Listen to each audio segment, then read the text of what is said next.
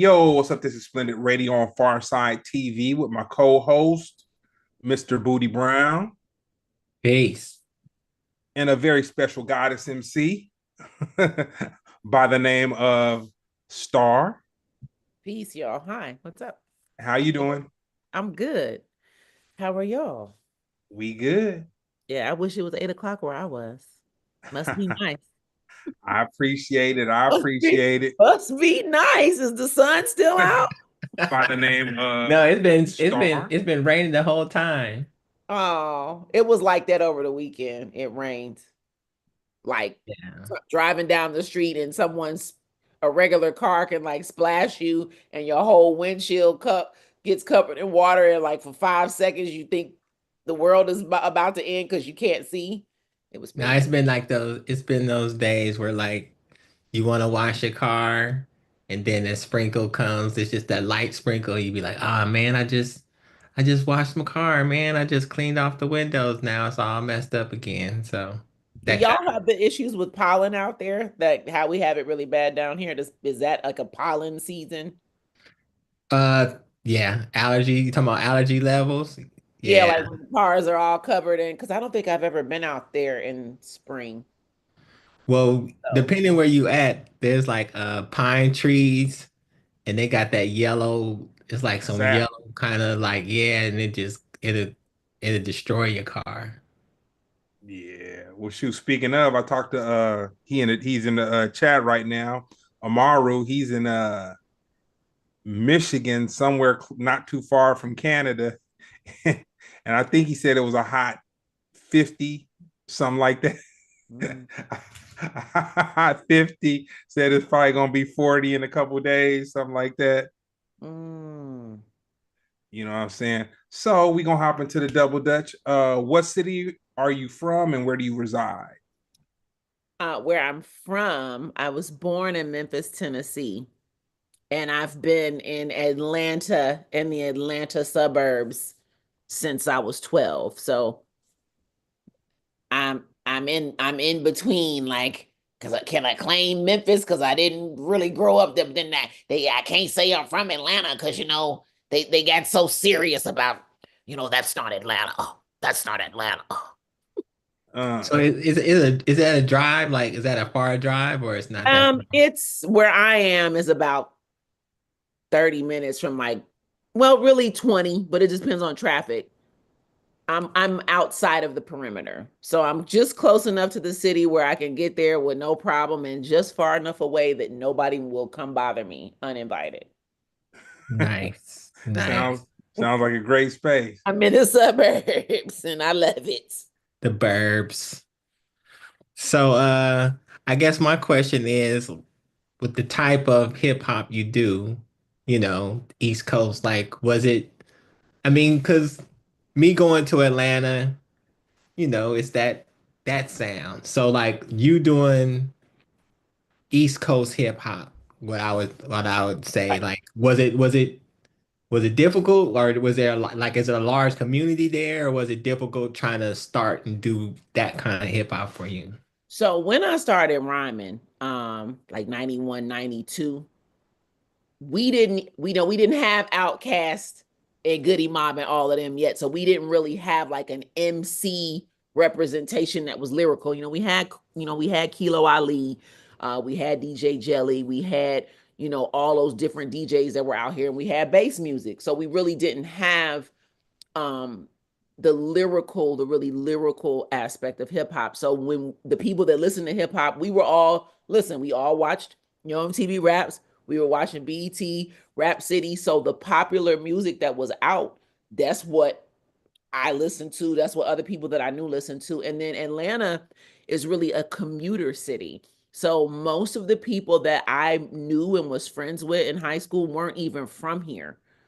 I was hanging out people from Brooklyn, from LA, from Cleveland, from Chicago. So I was around so many different people, and we were all listening to hip hop music and the different variations. Like maybe, somebody had something more regional or whatever. So no, I mean, because I was good, I never really had a problem. I mean, I could rap, and everybody that I rapped for coming up, appreciated that. Like I probably didn't realize how good I was until I started, rapping with other people. So I never had a problem. I definitely was embraced, um, by more people from the East Coast, but I had the same experience of people from the West. So I feel kind of like with me being born and then leaving my birthplace and coming here and being raised here, it's kind of like uh not really having necessarily a place, but every place is mine, if that makes sense. So no, I never had an issue. No. Yeah, I was I just know one thing. When I go to New York now, it seems like nobody lives in New York. Everybody's living down south. Like Diamond D was staying in Atlanta, or people live in Carolina, or they right. live in DC, or like, nobody really Everybody. even in yeah, nobody's really in New York. What Pasa's down in Atlanta, between Atlanta and Florida. I know that, so. I can imagine it's just a little bit different now, but just in the beginning, I just knew all I knew was like seeing Luke. I would see Luke in Atlanta more that type of flavor. And it probably would just depend on, because look, remember, we had all those music conferences. We had Jack the Rapper, we had the Gavin. So we were such a big music city back then. And then because Atlanta was still kind of, you could be incognito here if you were from those other places. So I really had an advantage being here because I got to meet a lot of people and I got to be, around and a part of a lot of things because people were coming down here to kind of, have a better life. And then the Yeah. cost of living down here was much cheaper too. And it's still a city, it's still a metropolis, so you could still, it wasn't like you were like, isolated. Yeah. Yeah, I guess because I was in such a bubble that I was always around people that were into what I was into. So it was you like an ambassador when people would come down to Atlanta, like you just be like that person to just take everybody everywhere, like, yo, here's a spot right here, here's a spot right here. Not really, but again, I just once I was old enough to kind of like, go out and move around, I just met people. So I ended up being just cool with everybody.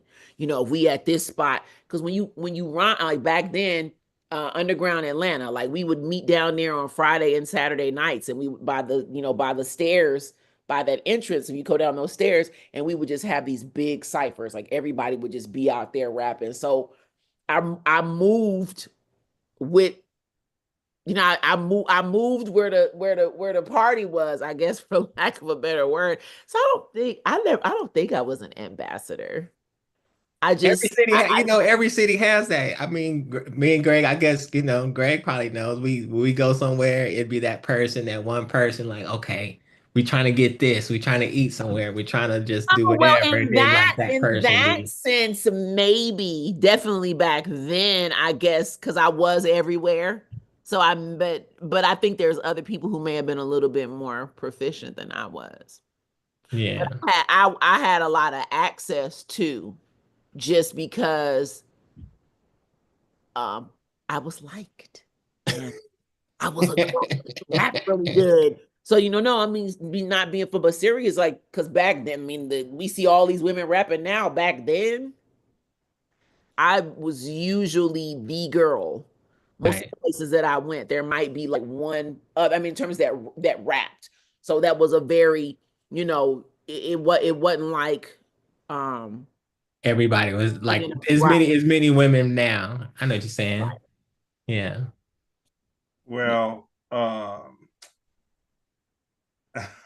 gonna say this: my first experience to Atlanta. We get to the club, Oh, we set up. Shout out to Dres the Beatnik. yes. He showed up. He was there early. He was, but you know what? He was emceeing though, so he wasn't just showing up to be showing up. He was actually a part of the situation, and we had the opportunity of meeting who would become a very famous Atlanta rapper Mm. by the name by the name of Ludacris. Oh yeah, you was back here back in the day. And let me tell you this: what I know Meet is Four this. Eyes back then? You said, huh? You didn't meet Four Eyes back You then? know what? He might have been there, and my mind's just not connecting it. But he Yeah, probably because I was mean it because, they grew up together, best friends. hey, this Yep. is what I remember about Ludacris. No disrespect. Him and his homeboy came within about 15 minutes. Smoked was smoked to the finger to the cuticle. Hennessy was bottles was left empty. A shot glass, just a shot glass of pleasantries was exchanged, and he was out. I was like, "What just happened?" You know what I'm saying? Nicky, he came, he saw, he conquered. Hey, Tasmanian devil style, you know, yeah, and just spin through the spot, just took it all down.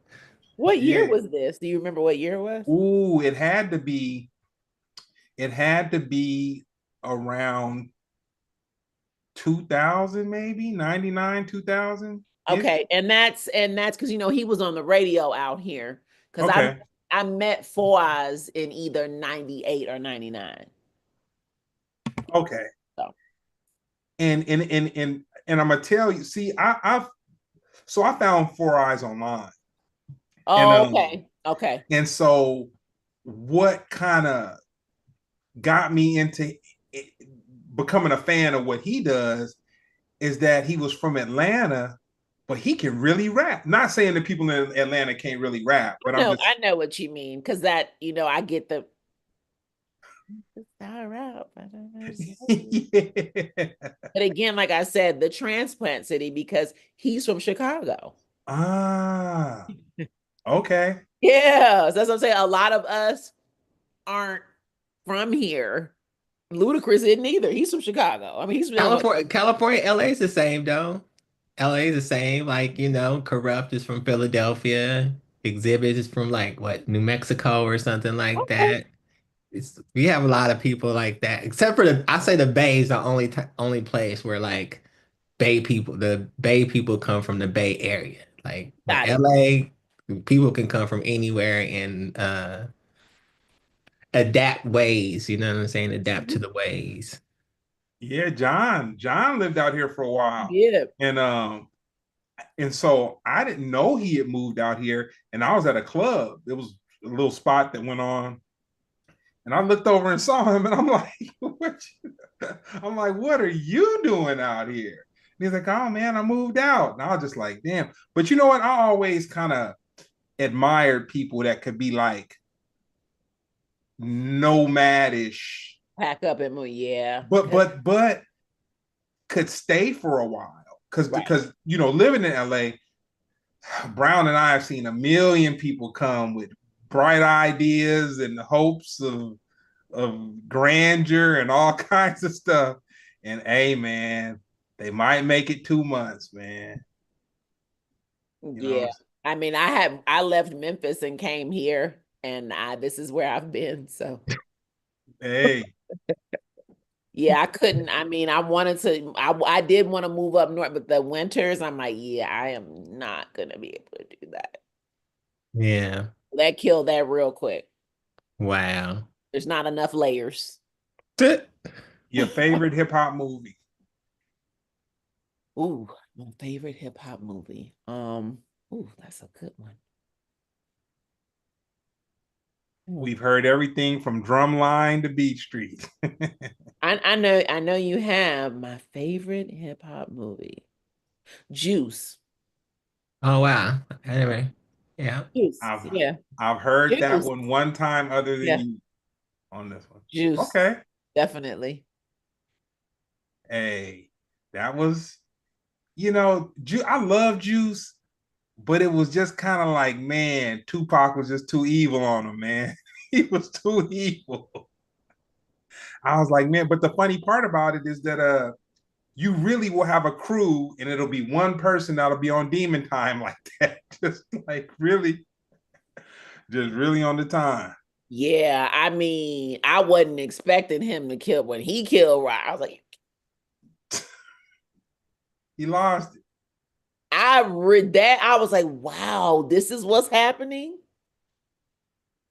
Yeah, that There was are there are so many though, because in my mind, I'm like, well, yeah, that's one, but I mean, Do the Right Thing is a hip hop movie. Yeah. Yeah. and one of my favorite movies. But the first one that came to mind was Juice, so I'm gonna stick with that because I mean, I'm a movie head too, so I got. See, if I was gonna go old, I would say Star Wars was one, but then Tougher Than Leather was like my other one. I don't know, it was something about Run DMC and they just had the leathers on and they was just like they just seemed like that was just one. Um, so next question. Tell me this, who you think is the most slept on artist that you know right now? Slept on right now. That you like. It don't have to be famous, just That somebody I that you like. Slept on right yeah. now. Slept on right now that I like. And then slept on is I have such I go to war with the whole slept on thing because I'm like, what makes them slept on? Because is it because that masses of people don't know who they are? Or is it because people who would like them don't know who they are? Or is it because they're not getting like the exposure or the placements? Because I mean, people say everybody is slept on, but then That's I'm like, true. well, what's making them slept on? But someone who I think that people should listen to and that I really like right now. She's not, I mean, is she slept? I would say Bernadette Price. And only saying slept on because Burn is new. And Okay. I mean, she's like brand new, like wasn't even rapping 5 years ago and decided to start rapping. Burn, she's Sean Price's wife. Oh She's wow. she's so dope. And she just put out her first album, and I'm talking about she is a killer. Wow. So I'm not gonna say she's slept on, but I would definitely say that she's someone that people need to listen to. Was she rapping when he was rapping? She was not. That's what I'm saying. Okay. Like Oh when he, wow. yes, and she's Wow. really good. She's really good. Her beat selection is amazing. Like she's got the attitude. She's great. Being around Sean P, I can imagine in that house he probably was freestyle battling her for the cook or something like that. She probably had to spit. She probably had to spit in the house with that dude. You know what I'm saying? That dude is raw. That dude ain't no joke. You know what I'm saying? Yeah, rest in peace, Sean P. Rest in peace. He's a good guy. So tell me this: how do you find new music? On accident, usually. But like by what medium? So a lot of the new people that I have come across, it might be from like me seeing a clip come down my timeline. I might be on like YouTube or somewhere looking for something, and I might, how they give you like little suggested things. Um, those are usually, I mean, because I don't really go to as many shows as I used to. You go to shows, you get the opening acts or whatever. I don't like when people send me music, but I like when something comes down my timeline and I discover it. I've discovered some really good things. It's like, oh, snap. Let me click on that video. What's going on in there? So yeah, I just in like random ways, really, because I don't necessarily seek out music, Mhm. so it comes to me. I was And most of the stuff that has come to me is great. I was just talking to somebody yesterday. They're in the radio industry, and they were Mhm. telling me that man, they hate to have to tell people like, man, I'm probably not gonna listen to your music if you give it to me. And there's no disrespect involved in it, but like the radio industry is such a business. I'm just letting you know there's nothing that I could do for you. Like literally, that's just and it's crazy how terrestrial radio, I'll listen to it maybe once a week just to feel like I'm in Right, touch with something. But right. there's just so many choices. It's almost similar to how, okay, when Netflix came out, they dominated that space of subscription choices. And Right. I remember Brown telling me, because before I got it, I had asked him, and he was like, "Well," and this is before they had all the content, but he was like, "Well, it's Back when they cool." just had the DVDs and they'd send the DVDs to your house and then you'd send them back when you were done with them. You OG. I'm not. My sister, my big sister, that's how I found out. She used to get the D. That's how the first time I watched Curb Your Enthusiasm. She had the DVDs from Netflix. Oh wow. That's like the Redbox style. Redbox had right outside like 7-Eleven. You just get the DVDs and then you put it back in the box to send it back to them. Yep. And that's how Netflix started.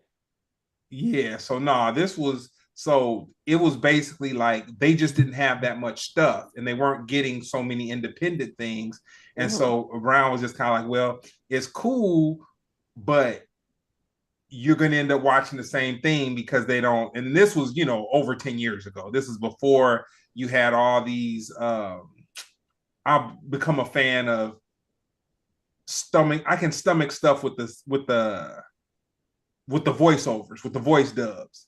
Like Mhm. there's some cool stuff coming out of Brazil, and some stuff that I like to watch where you see the voice and there's a delay and all that, but it's shot so well and the storyline is so good that it's kind of like, you know what, Right. you can't have everything. So Okay, so next one is if you turn around tomorrow and your bank account was full, like it was nice, you feeling great. What producer would you hire to do your next project? Like you had the money that you had the money and you had the connection. Like no problem. Like you could get who you want to sit in the studio for 2 months and write that dynamic album. Who would it be? Mm-mm. And it Can could be it could be a selection. It don't have to be one person. It could be a couple people. can it be somebody that I know? Of course, it could be anybody you want. So if I had the money and I could have anybody that I wanted, I would. Ooh, ooh. Okay, so Georgia and Muldrow, Oh, that's a good one. Black Milk, That's a good one. Premier, I knew he was gonna be in there. Flying Lotus, Yeah. and Organized Noise. That's Man, a that's a masterpiece. that's a good one. That's Because I will want, people that had range and that could give me more than just hip hop if I so desired. yeah, And Georgia definitely A. who have Georgia A. That's a good one. That's a a that's a good dope one. command. That's my sis right there. But that a good command of the drums, because I need drums. And I need somebody who understands the importance of drums and the soul that drums bring. So I need someone that is proficient with drums. Now, if I had the money to bring some people back from the Essence, Go ahead, name that's it. You not the can name question you that can you asked. no, you got the voodoo juice Okay, to bring I them can back. I can okay. So Dilla, of course. Of course, Dilla. Of course. Of course. Yeah, Dilla for sure. All For right. sure. I mean, because like I already know Madlib. I mean, that's kind of like already something that has been discussed. Just the California fires kind of got in the way of that. So I didn't want to go for the easy because even with Yeah, Georgia, but I just love Georgia so much that anytime I get to mention her and how incredible she is, I'm going to. So yeah, yeah, really kind of because most of the people that I would want to work with, I'm probably only like 1 or 2 degrees away from them. But yeah, the money would probably be the factor with most of them. yeah. I mean, you But gotta not have the not the money so that act, so so not so the they so they access. can so they can Right, sit back and do right, their thing. So exactly. so so on that question, is the Pete Rock? I saw you doing some stuff and I heard Pete's name come up. Is that like kind of still in the still It going or I mean I know he's a busy person. I know when yeah, I'm talking to Dave and Ponce, they were trying to lock him down. So I know it's a lot, but Yeah, I mean, well, we did connect and we worked on a couple of things, but we were just kind of both going in different directions. So it didn't work out. I think he's a phenomenal producer. He's one of my favorite producers. I have nothing but love for him. It just wasn't like the timing was bad. So that we happened. That happened. decided to That do something happened else. when we were doing when we were in New York. We were supposed to hook up with Tip, and it just didn't work out. It's another But that's how we got Dilla out the another situation one. And I mean, because God, that is one of my favorite albums of all time. So thank you. I was listening to it today and yesterday. That, yeah, that album. Ooh, that album is so dope. Like, yeah, that's one of my favorite albums. And I'm not just saying that because you're here, but for real. Like, I go back to that album frequently. I'll tell you this. Even the instrumental, like when y'all put that instrument, I was like, oh my God, they put the instrumentals out. Yeah. I'll tell you this. It wasn't liked. It wasn't liked by a lot of people. I loved it. It wasn't I liked by a lot of always people. loved and you're right. Again, it was one of those. I'm like, how can y'all not like this album? I Yeah. think it was great. I think it was an excellent sophomore album, but Well, just like those people, the people that you named, like we were supposed to work with the large professors, we were yep. supposed to work with the primos, we were supposed to work with Pete, and then when we came with this new guy, they were just like, "Who is this dude? Like, who is this guy?" And I was like, "Can you hear it? You can't feel this?" I was going to battle with the label, like, Um, yeah, that, I mean, I always loved that album. yeah. So when people would say the opposite, I'm like, something's wrong with y'all for real. Are you listening? Are you listening? Do you But do no, that's a good one. When you said Georgia, man, yeah. not that I leave her out, but yeah, that's man. Every time, because every time I hear something, I just be like, man, she just comes with it constantly. Like And that she just album she comes did with, with Elzai. yeah, she comes with it constantly. And Black Milk's a good one. He don't get mentioned out there a lot. So those are two good ones. I'm gonna spin the record back and we're gonna time travel for a quick sec. Okay. So on the West Coast, we have junior high school. Where you from? I'm sure you got middle school. Yeah, they have junior highs in some places in the South, but yeah, for the most part, it's middle school. What was your soundtrack to your middle school experience? All right, so middle school is sixth, seventh, eighth grade. So sixth grade would have been uh a lot of heavy metal. I was listening to Metallica. I was listening to the Sugar Cubes.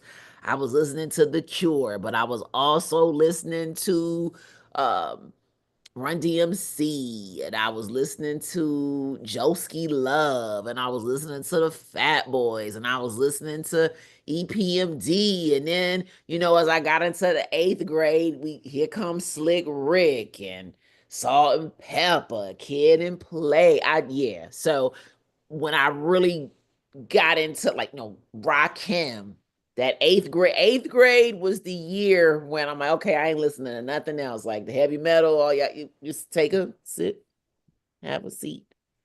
Because when I heard the Great Adventures of Slick Rick, it was over. Like that is the album that did it for me. And then I was listening to MC Light, X Clan, Tribe Called Quest, Black Sheep.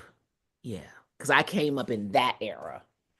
So I listened to some of your other interviews and you were saying brand Nubians and man, yep, I was like, KMD, I feel brand her new so, beat. I was like, Yep. I feel her so much when she said brand Nubian. That was like, we used to have two exercises in rap and like brand Nubian saying Grand Poobah, what step to the rear Oh, was whoa, like the whoa. practice song that you Yes. had to do just breath wise. That's just the way that he was breathing and holding his breath and saying that rhyme. That was like a practice rhyme to do. And then MC Hammer. Yep. if you could And rap. dance and Exactly. rap Yep. for the 12 minutes, that was like, okay, you can really perform, you can hold your And, air. right. And see, people had talked a lot of shit about Hammer. I listened to MC Hammer too. I did, with no shame. One of my first concerts I went to was like him and like NWA. How can I forget NWA? Easy. Yeah. Because I listened to everything, Mhm. because again, I might not have had, people that were from where, here that I listened to, but because we got, the videos and we had the radio, you could really listen to stuff from that was out, on labels. You could listen to everything. And in the late 80s, early 90s, it was so diverse because, we had more of the consciousness coming, BDP. Um, yeah, man, that was just it was a really good time because that 88, 89, Big Daddy Kane, LL Cool J, just that, all of that. Not even really the real lot necessarily knowing what I was witnessing because I was young. And then as I got older, and I'm like, because I'm gonna be honest with you, brand Nubian, KMD, in terms of like my consciousness, I will never forget when I saw that video for Wake Up and they had that white devil. Like I was like, oh my God. I was like, oh my God. Like, They had to take that out. and the whole time I'm rapping it, as I got older, I'm rapping Supreme Math. I'm rapping, so, and not knowing that, but Pooba was just straight. It was it was the alphabet. It was the math, and it's like wow. And that song, it was like that's one of the greatest songs ever made. Yeah. It They had honestly is, and that. they had to take that out. They had to let that part But go. I saw it though. I saw that white devil. Oh my! I was like, oh my God, Game Star Manifest. Yeah, I came up in a really I just good. remember during that time, if you was in New York, somebody would walk up, "What's the math, brother? What's the math Right. of today?" What's You'd be the like, base "Oh God, oh mathematics? God, oh God, I don't know it. I don't know it. I don't Get know it." that universal beat down. Yeah, we got to definitely give respect to the nation of gods and earths because really, using hip hop to share that information with everybody because I mean that helped me a lot. I mean, I grew up, I'd never had anybody around me that ever, that I didn't don't think I even knew anybody Muslim until I was maybe a teenager because where I was, I was in the South and I was in the suburbs and I grew up around a lot of white people. So, I mean, Jewish and Christian was like the extent of, my religious repertoire. And then we were 7-day Adventists. So in the South, that was even like y'all don't eat pork and you go to church on Saturday. That was, just a That's a major difference. Yeah, right. when I met Greg, Greg was like he was like the fishbone head. He was the ska music guy. That was the the mohawk, The the whole ponytail, the tie-dye I shirts, love it. See, I the was into docks. like I thought yep, I liked all of that stuff too because I got exposed to both, but hip hop won. Yeah, I feel that. I Yeah, feel that. hip hop won. I mean, in terms of where my focus went. So, my question to you is, when you write your song, is there a certain way that is there a certain way that you have to write? Do you have to have the beat first? Do you have the concept first? Like, is there a certain way that you feel like, okay, this is how my writing process start? All of them. Because I'm a bar writer. So like I might be and I'll get like 3 bars and I'll write them down. And then I might be doing something else and I might get like 6. Sometimes I can sit down with the beat if the beat is the right beat, I can sit and write an entire song in one sitting. But usually I will have out my, I'll get my little clips and then I'll get beats and I'll see, okay, well, what goes with this beat? Or I might just write fresh. So I don't have like necessarily one way. I do a combination of all of them. Yeah. Yeah. I I still tell everybody, I was like, man, I I was on tour with Gorillaz and Doom had came out. And we had talked a couple times, but I was like, man, I was like, all I know is he had the most awesomest looking writing that I've ever seen. I looked in the book, I was like, dude, it was like some Roman, it looked like some old Roman Latin writing. I was like, dude, it was so clean, like from the person that you would think. I was like, it wasn't all over the place.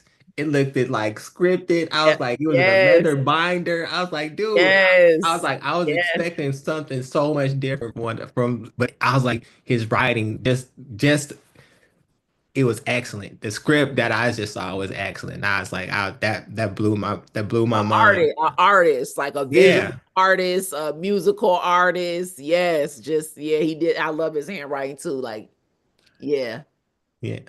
yeah. So my introduction to Doom, KMD and Peach Fuzz, the third bass, Mm-hmm. that way.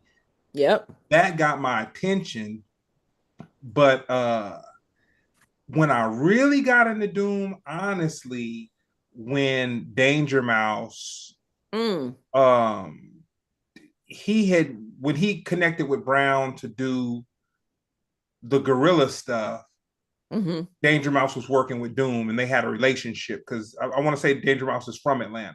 And so they had a thing going on and Danger Mouse was kind of sharing some stuff with me. Mm. And uh I was just thrown back, just like I was like from Doom being KMD to this guy, the way that his mind, his thought process just had me in awe. You know, it totally had me in awe. Um, how did you manifest Doom into your life? Like, and the reason I say that is because if you didn't know him and the song that you did with him and Four Eyes, that was like you guys were a rap group. Like that was the chemistry, the synergy. I didn't know that was Four Eyes until like 2 days ago, 3 days ago, but it all made sense because I'm Oh, like, you saw us perform the song. You saw that clip. nah, Oh, you didn't get to see because I just recently had a show and I did all of the songs that I had done with Doom and everybody that was on them was because we were all here. So like Four Eyes came, we did Guinness's, ID and John Robinson came, we did Next Levels, and then I did Still Dope. So I was able to. nah. I've never been able to do all three of those songs in any set before. So that was like a legendary. My Wow. Yeah. memory is in between tours, Mm-hmm. being in my warehouse and hearing this girl rap that could hang with Doom and got this other dude in there with him. And I'm just and I kind of always thought like, dang, who's that girl? But it would be YouTube playing. So the computer is away from where the sound system in the back of the warehouse where I was. So it was just, something that would come on, but I couldn't put any of it together. Right, because they had a different name on it too, so that didn't help. Oh, okay. Okay, yeah, I wouldn't even know. But how did that come to be? Okay, so I started rapping in high school. I let other people know that I could rap like publicly 90. Well, I mean, aside from rapping in ciphers, but like when I actually like, hey, I actually rap and this is something I want to do, 97, 98. So again, once people knew that I rapped, hey, we got this showcase. Hey, you want to come get in the studio, whatever. So I met I Self Divine of the Micronauts like 97. And I went to one of their shows. And you know how you're like somebody can tell, like an MC can tell another MC. So Self just, he's performing and he just comes and he puts the mic in my face and I step back because at that point I had never performed. Like I hadn't performed. So I was like, and so we got cool. And maybe like a year or so later, he's like, hey, we're working on an album. I want you on it. I came through, I wrote my verse. I went back over it. We laid it. I think I had to come back one more time and lay it. So they did a release party, and then they had another show at MJQ 99. And Self was like, hey, come through tonight. We're gonna have a cipher at the end. Cause I was known here for Off the Top of the Dome. Like that's how people start, the one that can rap off the top of her dome, like on some extraterrestrial shit. Like I didn't even write songs for probably the first 3 to 4 years because I never wanted to do anything written. I was just straight off the top. Right. And so I I rapped, and Doom just so happened to be there. And when I was done, he's like, yo, you are dope. And I'm like, thank you. You know, it's okay. Because I didn't know that that was Zev Love X. I didn't know. Now I knew who Doom was because again, I listened. When did I put it together that who he was? I don't think I put that together maybe until after I had met him. I'm like, oh, that's the same. But I loved both. And then I got signed to Subverse Music 2001. We did a showcase down here. It was me, the Hemisphere, Science of Life, Sea Rays Walls, and Doom at Club Kaya. And so at the end of the show, you know, little side, he was like, hey, somebody wants to talk to you backstage. I go backstage. Doom, he's like, yo, you are incredible. I got something I want you to be on. Let me get your number. And I'm like, okay, like, yeah, all right, you're gonna call me. Like 2 days later, hey, I got this joint. Come through. Went to the crib, met the family, made a peanut butter and jelly sandwich, played chess. I wrote my verse to Next Levels. I'm recording it with a picture of Sub Rock, like on the wall in front of the mic with the machete. Wow. And I was in love with Sub Rock. So that, like, I was like, oh my God, like I was a huge, I loved KMD so much. So I don't know, maybe I had to have been born to do these things because the way stuff lined up. So yeah, I was me. I showed up, I did me. And from day one, like that was my biggest cheerleader. Like, even when I'm like, I'm not that, am I really that good?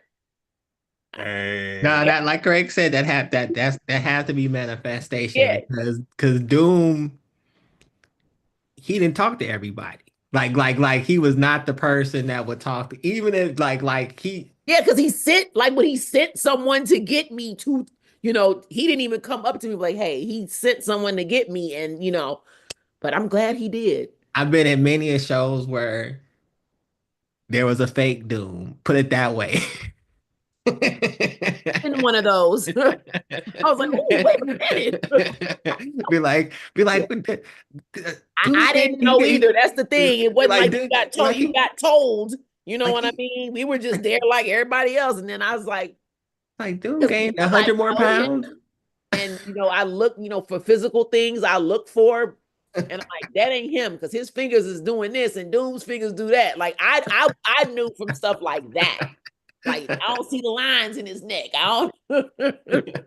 Man, you mentioned the name Sea Rays Walls, man. Peace, shout out to Sea Rays Walls. We went out on tour with Sea Rays. Had him on the bus. Man, 30 shows. That was some crazy times. Yeah, crazy times. That Cleveland, Ohio, was it Cleveland? Somewhere in Ohio, man. Oh man, Sea Rays Walls. He did a stance. Oh man, Seabray's Walls did a stance. dude. The police could not move him, and it was just it was the most awesomest thing I've ever seen. Like he just held it down, and they just couldn't. It almost was like his body had just turned to stone, like the heaviest stone ever, and they couldn't move him. They couldn't move him. We were so it was somewhere like Cleveland, but they had just opened up a new casino or a House of Blues or something like that. And we were at the merch booth. And so this girl came up to him with her girlfriend, and and the girl's girlfriend was like really an aggressive type person. And so I don't know if the girl was kind of the more feminine energy was kind of in the C Ray's walls or whatever, but the masculine one ended up taking his tape and throwing it in, or there was some disrespect that went on. And so I don't know what C Ray's walls did to the girl or if he threatened her, but the police came. But dude, the police could not put him in handcuffs. That is crazy. 3 police officers got on him. Brown saw it. I saw it.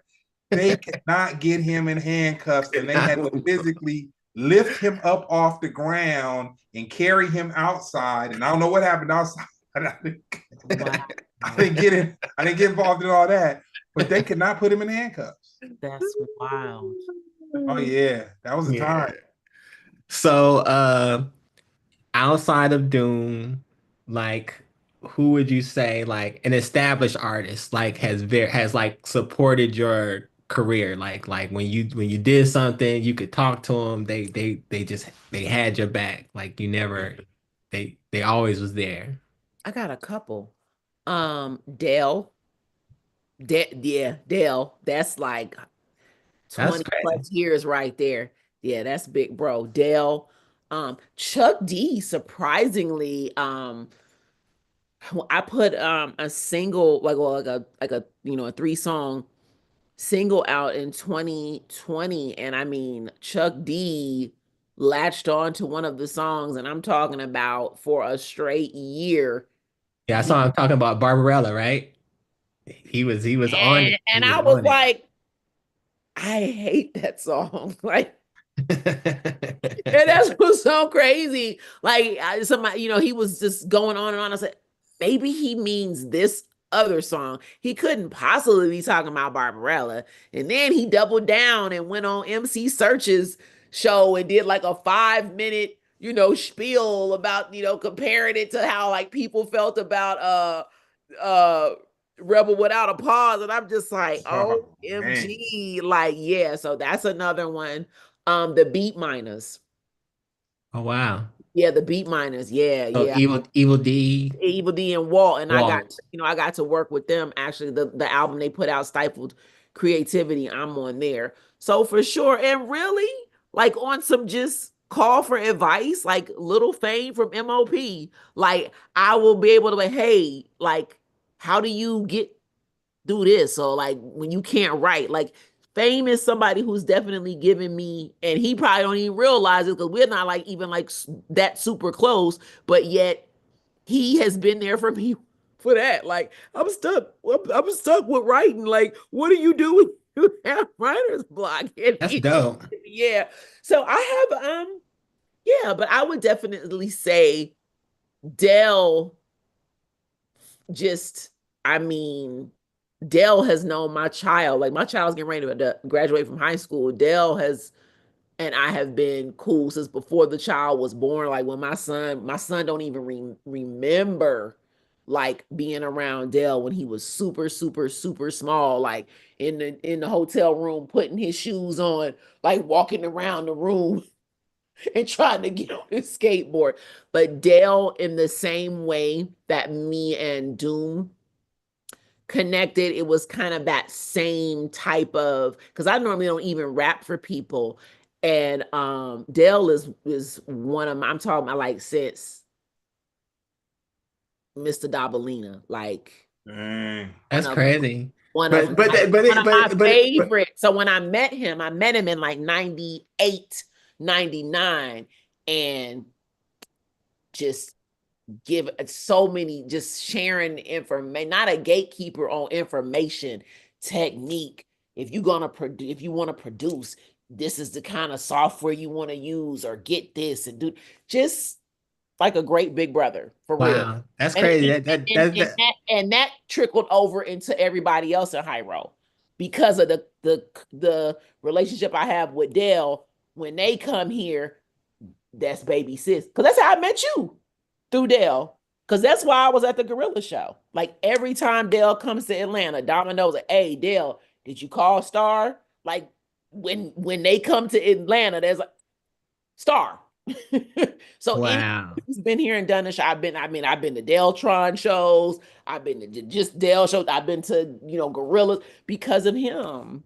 That sounds so that says a lot about it's something because basically me, man, I've known Dale forever. Mhm. So that just that says a lot about your personality because you're able to tap into people that don't Don't talk to talk a to lot of people. people. That's the crazy because The Dale, whisperer. yeah, Dale and Doom are almost the same type of They people are. where they They are. don't talk to a lot of They people. are. Yep. But if they open up, you will just find so many like things that they're into, and you'll just be like, oh man, you like to skate. Like once Dale get going, he's going. Like Yep. he just goes, Yep. and he just want to hang around you. You just Yep. hang out for whatever, and, Yep, and and that's how, Dale, I crochet. I haven't done it in a while, but I used to like be like the super crochet. Like Dale has like worn crochet hats I made. Like he did a ad for this little speaker, and he wore the hat that I made in the ad, just little stuff like, oh, and Jerobi from A Tribe Called Quest is another one. okay. I saw him in when in the video. I saw him in the video standing in the back. I have a lot. I mean, and in a good way. But you know what? When I meet people, I don't ask them for anything. And I think sometimes that's to my detriment because, oh, Elder Sensei, what? Of course, that's another big bro. I have a lot of good ones. Like I Yeah. have a lot of like good. I do, and I'm blessed. Both coasts. Yeah, yeah, exactly. I do have that. Yeah, you make So it feel like dang. And I don't like to bother people because I know everybody's always asking something. So I don't want to be that person asking. And I Yeah. think sometimes that's to my detriment because I'm like, well, it's okay to ask. I Oh, remember but being in Brown and I were in Amsterdam and we went to go and get something to eat. I want to And go so there. we go into this little spot and we're sitting down and he knows how much of a dude. I mean, his studio and the warehouse, they're in the same space. And so he knows how much of a Doom fan. Like he can, if he's in his studio, if he's not recording himself, I'm Mhm. usually bumping whatever I'm bumping in the warehouse. If it's not house music, it's E40. At that Mhm. time, it was a lot of Doom going on. And we're sitting down, and then Brown was like, "Oh man, that's Doom right there." I said, "Huh?" He said, "No, that's it. That's him." Because I had never seen him without the mask or just whatever. Well, you didn't remember that you had seen him without the mask because KMD. But yeah. Yeah. But that had been so Right, many. Yeah, that was so right, many years. right, right. And I was sitting there and all like, damn, that's crazy. But the thing, and then I thought to myself, I was like, man, 95% of his fans would sit right next to him. But no, unless he opened his mouth and talked. Yeah, you would, yeah. And that in and of itself, that he stuck to that the entire time. Stuck to And the script. I see a lot of the people that, no one, it's never going to work for anybody else the way it worked for him because he was doing it because he really didn't want to be seen. He really didn't want to be seen. It's not like, oh, I'm doing this because I want to be mysterious. It ain't gonna work the same way for people that do you know what I'm saying? That, Yeah. Yeah. that was his sauce. That was his recipe. But So that's how going back to what the people like Dale created that Hyro symbol that's just like infamous.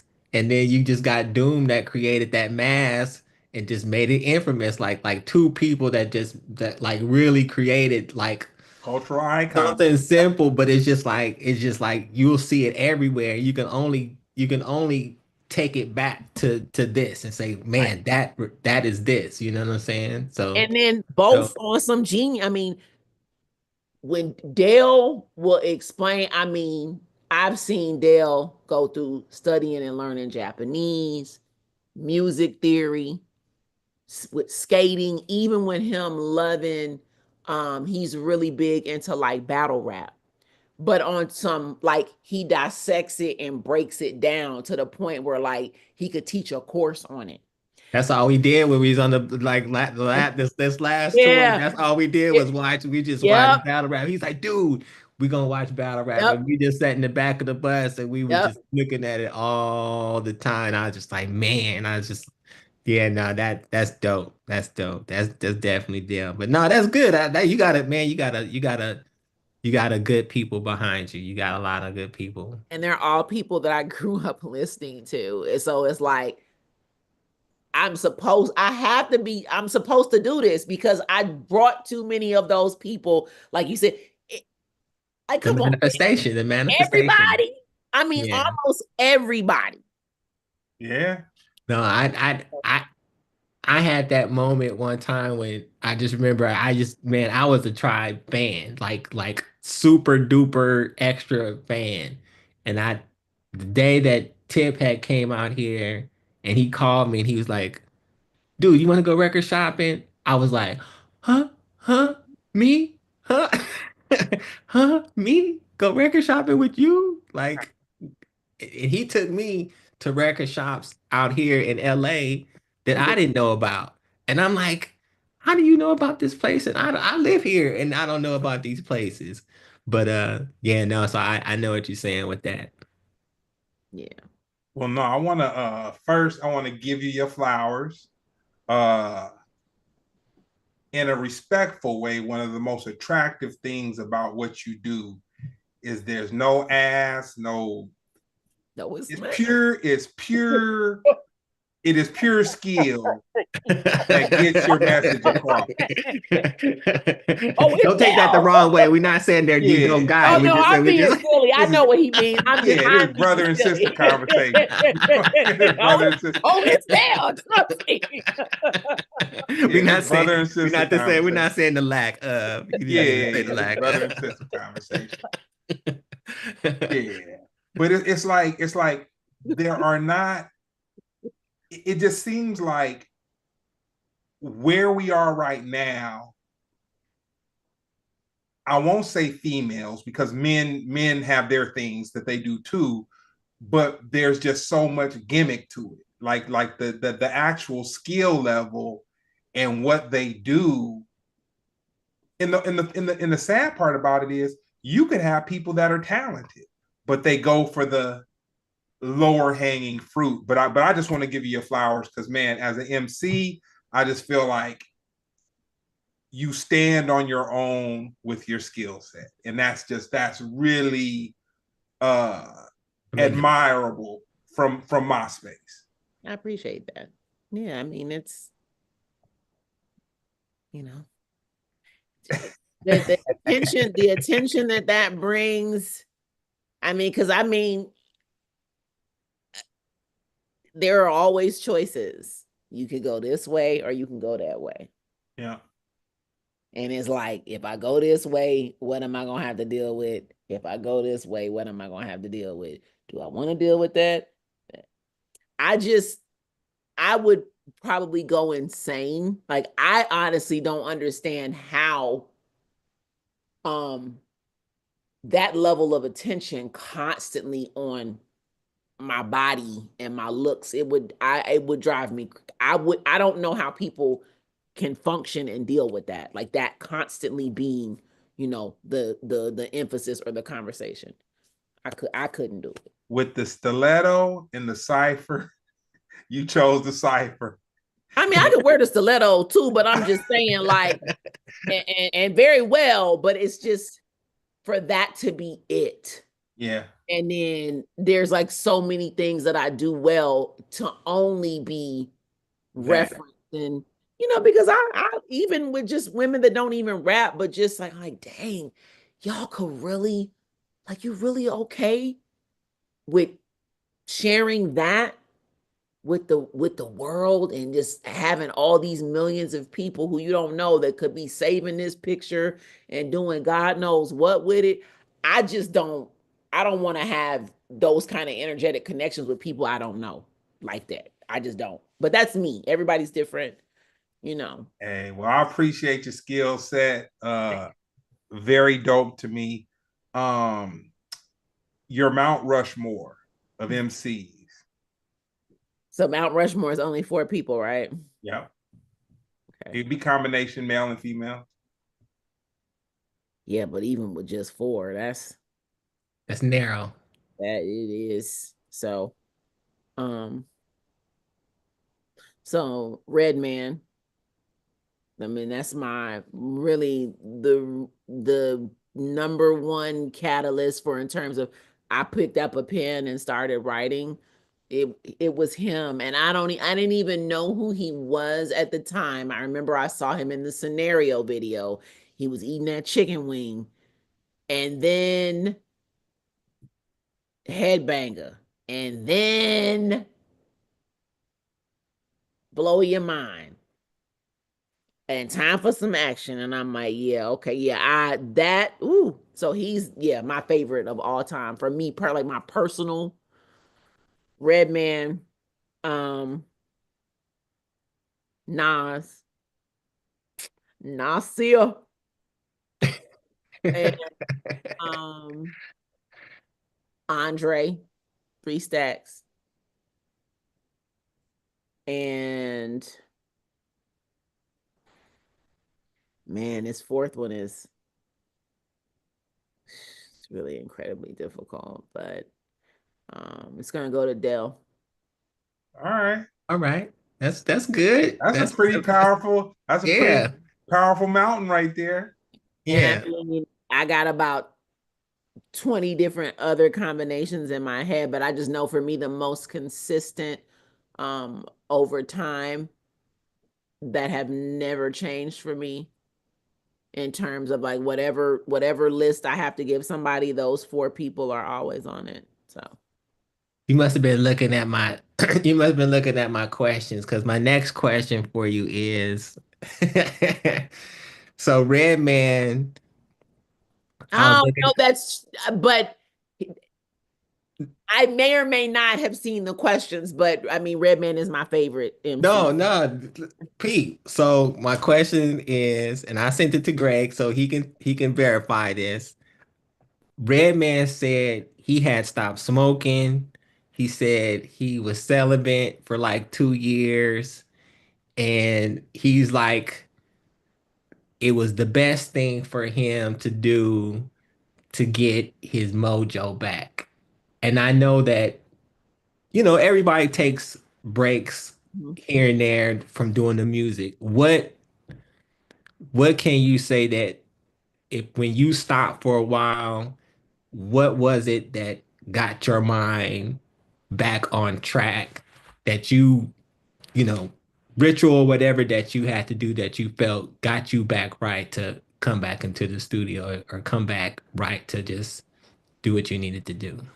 Well, I know like 2015, 2016, I made the conscious decision to step away. I had to get my financial house in order. I had a young child, like I had a 6, 7 year old child, and I felt like I was running to keep up and be relevant when my life was crumbling and falling apart. And I'm like, you're already established. Um, you're not going to be forgotten if you step back.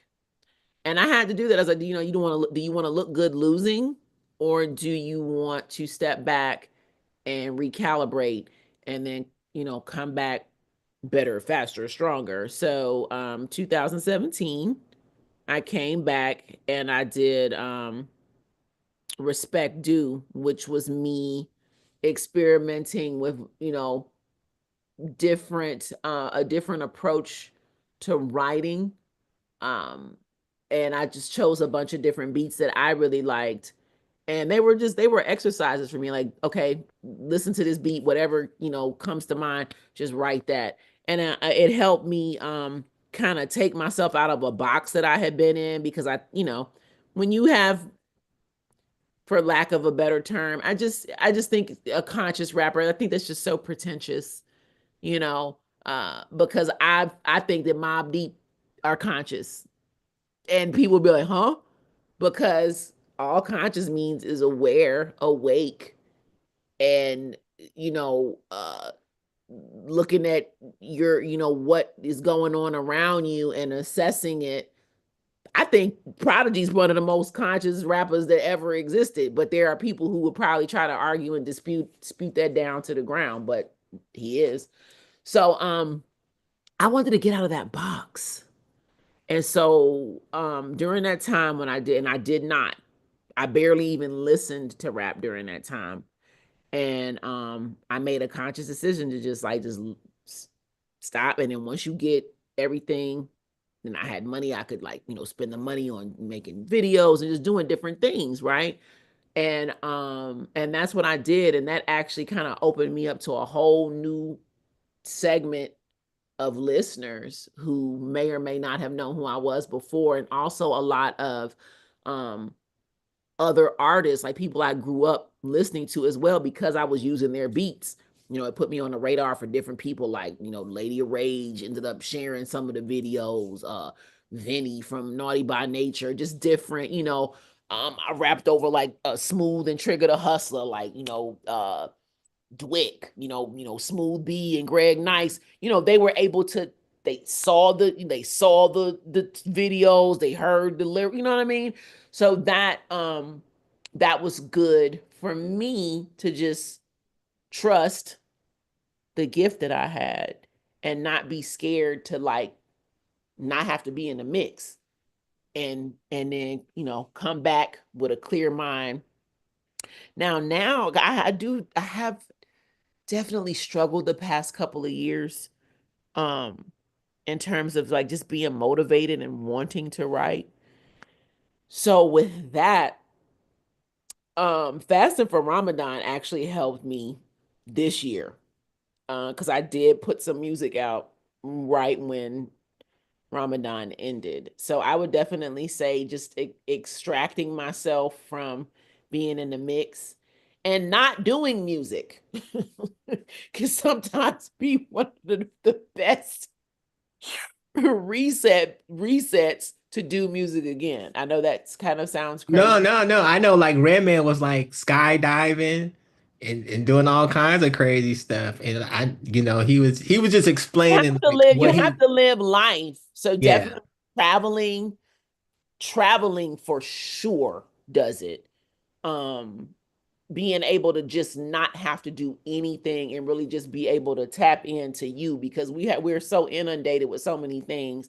Anytime I'm able to turn the phone off, completely unplug, meditate, pray, whatever I need to do, write my affirmations down, that always helps me. But that stepping back that I did, that helped a lot in 2015 when I took that break. It helped a lot, and I was so reluctant to do it because I was just like, well, what if? Yeah. Well, what if? Yeah, Nice. I haven't done the skydiving, but Getting the paper right. So that getting the paper up oh, getting the was it. because the whole starving artist, I don't work well under that kind of pressure when it comes to creativity. I need to I need to have the soft life. Yeah. Yeah.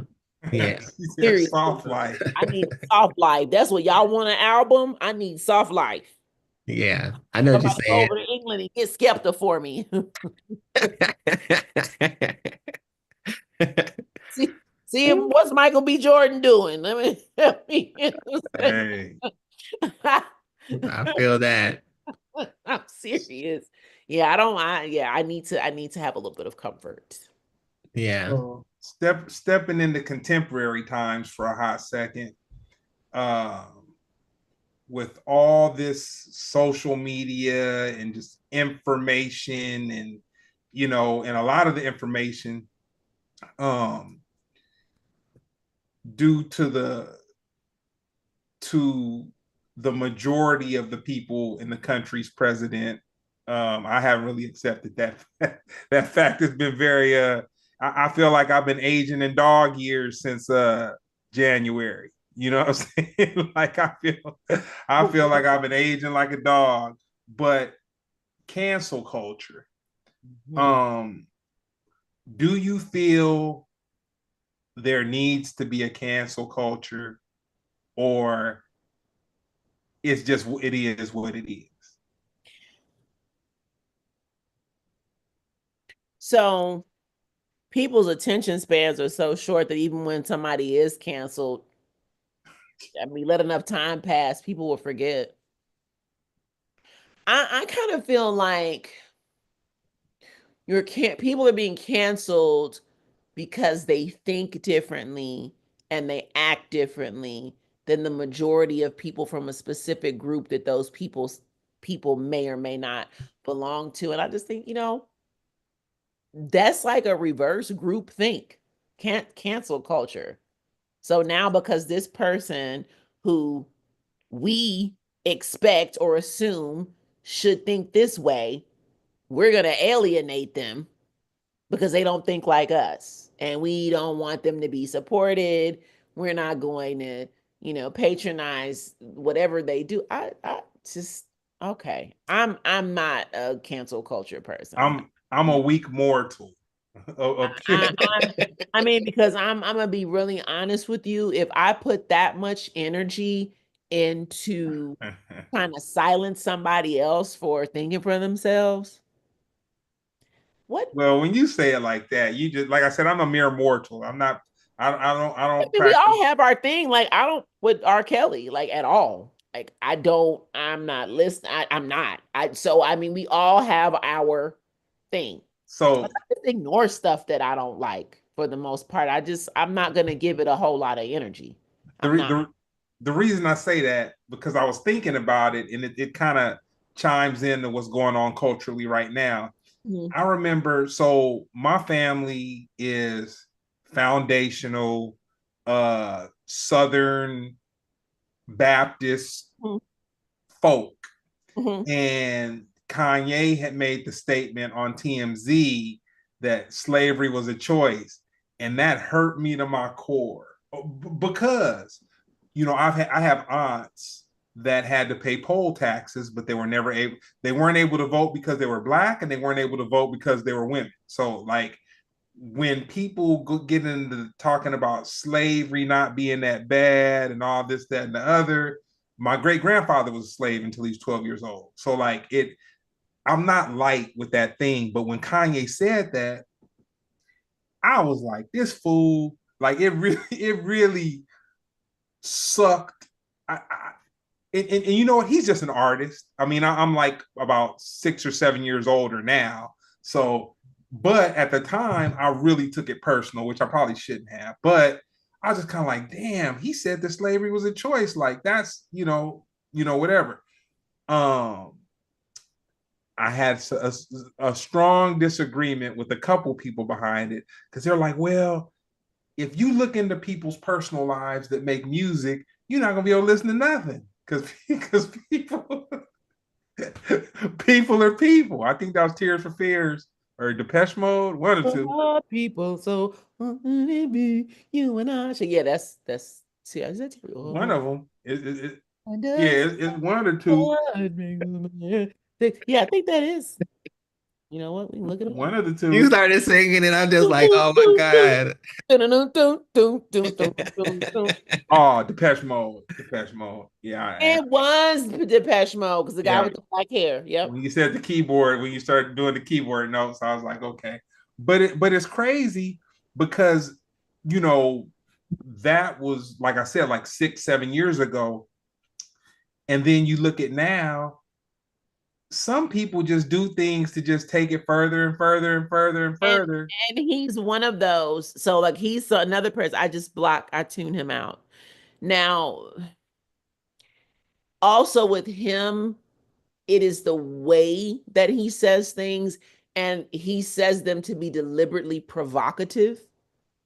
Because I Provocateur. mean, if you think about when people talk about, oh, your mind, your mindset creates, your reality, and if you can, they can take my body, but they can't take my mind. Now, I think it's really easy for people who don't have a point of reference and haven't had, um, Like, you know, people in your direct family. Like, that's a whole different connection thing. Now, there are, you know, everybody's family may or may not have had people that were slaves, though, that were here. And because we've all been taught, hey, everybody Black came over here from Africa, everybody came in slavery, well, we've come to find that that is not necessarily true for everybody. So that's where maybe he might have studied something, but for him it was negligent and irresponsible. insensitive. It was insensitive, it was negligent, and it was irresponsible for him to say what he said in the context that he said it. But then he keeps saying things like that. So he's There's a very simple answer to all of this. Huh. ignore him. He said he put up the dukes. Yeah, I mean, I just really See, if he had homeboys that would just cave that chest in a little and make him breathe a little extra harder He'd be when he says respectful. something He wouldn't be crazy. he doesn't changed. have Yeah, anybody around him like that, though. That's the problem. See, that's No, the I mean, problem. nobody, not a woman around, like, since his mother passed away, because none of these antics, I mean, the most we got out of him was that George Bush doesn't care about Black people, which was true. Yeah. That was our first chance, you know what I'm saying? Yeah, but Yeah, once he, just even after Amber Rose, is like every little thing, he was just a chip. But definitely, I mean, the brother got mental issues, and I'm not saying that that's an excuse, but really, I'm not entertaining somebody who has enough money to go and has the Work on resources themselves. to get help. Well, today's one was He did something he's today. he's suing the doctor because he said the doctor got him hooked on nitrous oxide. The dentist. He said the dentist got him hooked on nitrous oxide, and he shouldn't have. It messed up his brain. That's the one. It wasn't a nitrous oxide, but okay. So I'm gonna get to it because it's getting well. You already. I was gonna ask you about the Respect Due project, and you already nailed that one down by just telling me like.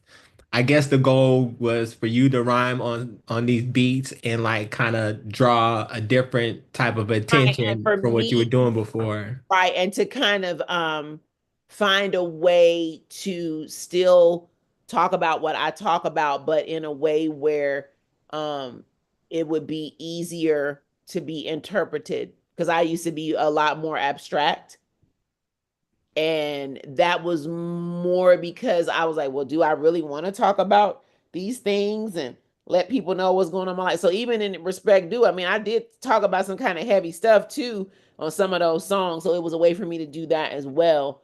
um So was it like a mixtape idea? Like okay, I'm yeah, gonna try like this is my version of like a mixtape. exactly. And then Just drop it in a line. we did videos for all but one of the songs, so there was like a corresponding video as well. I'm gonna make a suggestion of somebody I think just off the brain. I was thinking I was like, man, who would be a good? Hey, are you familiar with Cooking Soul? No. He lives in Amsterdam. Mhm. He's I think he's from Spain, and his wife raps, and her name is Miss Melody, and like I Miss Melody, not the MC one that. Melody. MC MC Melody, Melody. Oh, I'm about to yeah. say, okay. But just if you look it up, just his beat, the type of beats that he make, and I just man, you listen to it, and I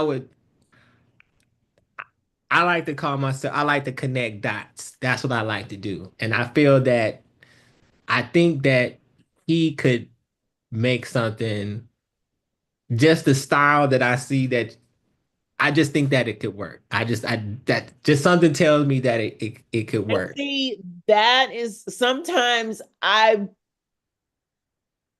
beat selection, like, oh, well, I like that beat, but can I rap over it? And then some people say, oh, you can rap over anything, but that's not necessarily true. If something is, yeah, if at gunpoint, if I'm forced to, but yeah, I want to rap on the stuff that compliments me the most. And sometimes you'll like a beat, but it's not necessarily the best beat for you to so again, a person like an objective person hears, because I'm always going to be more critical. Yeah. That I need stuff like that. Yeah, just But I look him can up. hear His name is Cook. something. His name is Cooking Soul. And Okay. that's all he's man. He just makes beats, and him and his wife like got a bunch of projects out. But I just want to mention that before this over, because I know it's getting late for you, and I don't want to keep you up. And you know it's Atlanta time. I'm I'm a good. I mean, hey, I'm good though. I was like, okay, it's time, but no, we good. We good. I like Greg. Greg got it. yeah, nah. I'm gonna hit you with the last two. Okay. One, advice to your past self. Ooh. And what kind, I mean, advice in terms of what? Don't matter. Whatever you could share this that we could comprehend as far as some advice, advice that you would give to your past self. If you get a large sum of money, and by large, 10,000 or more dollars, put it into some type of investment that is going to double or triple it before you take it and blow it on some BS that's going to burn up in a house fire. All right. That's hey, man. Hey. I could take two shots of that. I definitely Hey. could take two shots of that. Because I'd be like, man, if I had just, Yeah. No. and don't be so hard on yourself. Stop being so hard on yourself. Stop being so critical. Get out of your own way. Like for real. That's a All good right. one. Now Yeah. I'm gonna hit you with the last one. This has been a great conversation, sis. If you had a biopic, what would be the title and who would play you? Ooh.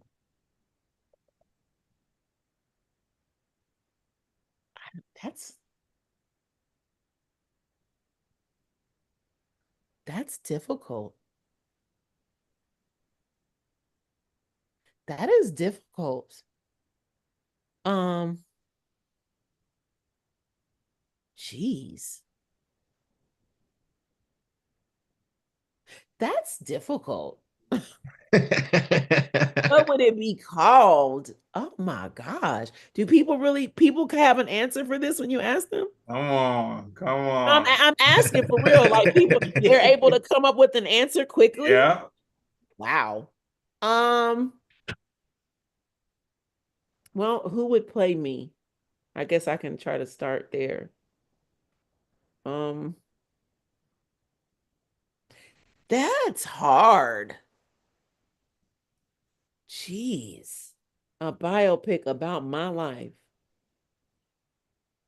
It would be called It All Works Out in the End. And the person that would play me would be, what is that young lady's name? She's God, what was she in? I don't know. That's tough. Does the person have to look like me? Nah. Nah. No. Jamie Foxx played Ray Charles.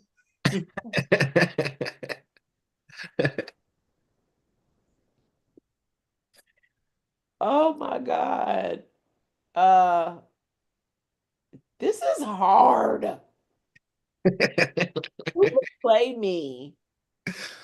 I tell you what. Uh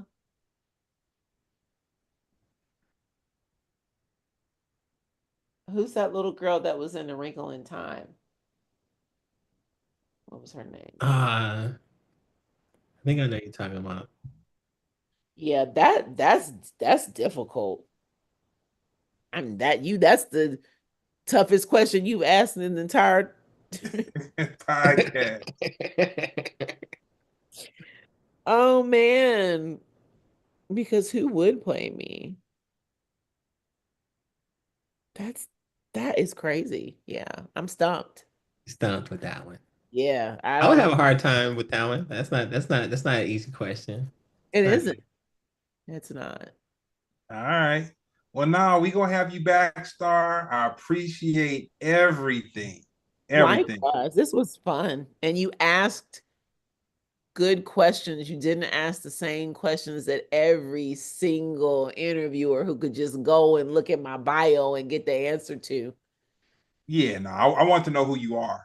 That's kind of I, that's my approach.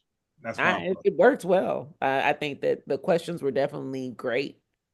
They had me thinking. Because now Dope. it would be like trying to figure out who's gonna play me in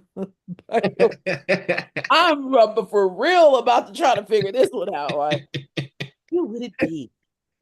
You're going to IMDb tonight. Just Yep. scroll at IMDb. So where can they find you online? I'm pretty much everywhere online. I'm more active in some places than others, and all under Stahhr. Dope. And the two H's are for hip hop. Remember They that. are. They are indeed. Yeah. Dope. Dope. So with that being said, you got anything, Brown, you want to put into the universe of what you got going on right now? Are we going?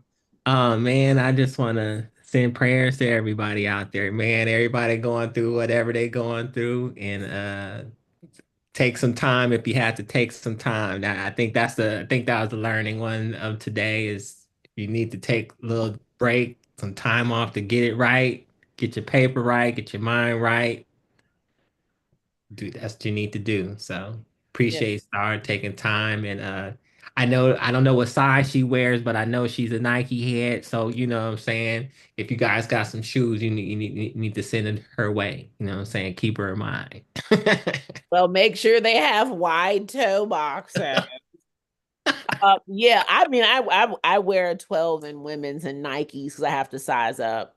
So that was really hard for me to share with the world because I've been wearing the size I normally wear, 11 and 11 and a half. And apparently that is why my little toes, my two toes that have the Morton's neuroma, that's why, because of the narrowness of the toe box. So size up if you have a slightly wider foot, make sure you size up a half a size, especially in Jordans, as I had to get rid of a lot of them. It's very heartbreaking.